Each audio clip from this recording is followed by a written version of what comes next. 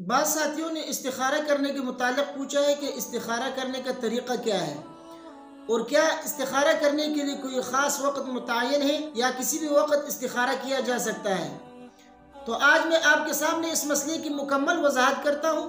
آپ سے گزارش ہے کہ ویڈیو کو آخر تک دیکھیں تاکہ اچھی طرح یہ مسئلہ آپ کے ذہن میں بیٹھ جائے۔ سب سے پہلی بات آپ اس ذہن میں یہ بٹھا لیں کہ استخارہ کرنے کے لیے کوئی خاص وقت متعین نہیں ہے۔ دن ہو یا رات آپ کسی بھی وقت استخارہ کر سکتے ہیں۔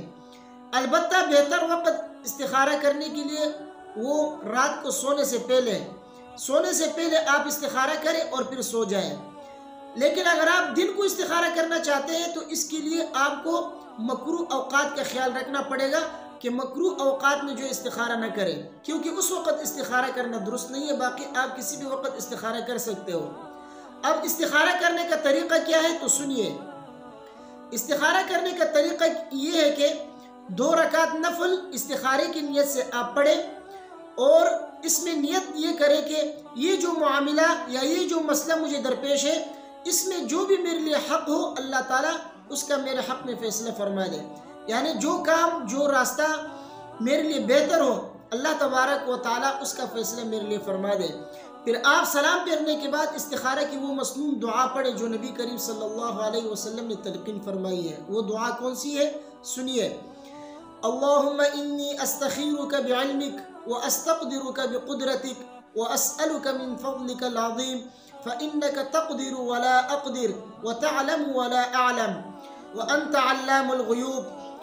اللہم ان كنت تعلم ان هذا الامر خیر لی فی دینی ومعاشی وعاقبت امری وعاجلہ وآجلہ فاقدره لی ویسره لی ثم بارک لی فیہ۔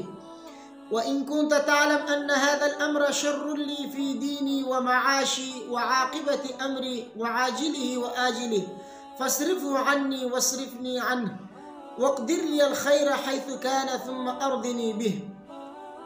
یہ دعا مانگتے وقت جب آپ ان هذا الأمر پر پہنچے تو اگر آپ کو عربی آتا ہے تو امر کی جگہ پہ آپ اپنی حاجت کا ذکر کریں۔ مثلا اگر آپ کا سفر کا معاملہ ہے تو ان هذا السفر کہیں، اور اگر نکاح کا معاملہ ہے تو ان هذا النکاح، یا خرید و فروخت یا تجارت کا مسئلہ ہے تو ان هذه التجارہ یا ان هذا البیع کہہ کے اس حاجت کا ذکر کریں۔ اور اگر آپ عربی نہیں جانتے، جب آپ ان هذا الامر پر پہنچے تو دل میں جو ہے اس کام کے متعلق سوچیں۔ استخارہ کرنے کے بعد دل جس طرف بھی مائل ہو جائے وہ کام آپ کر لیں۔ اگر ایک مرتبہ میں قلبی رجحان آپ کو حاصل نہ ہو، آپ کا دل مطمئن نہ ہو، تو 7 دن تک یہی عمل دہراتے رہیں، انشاءاللہ خیر ہوگی۔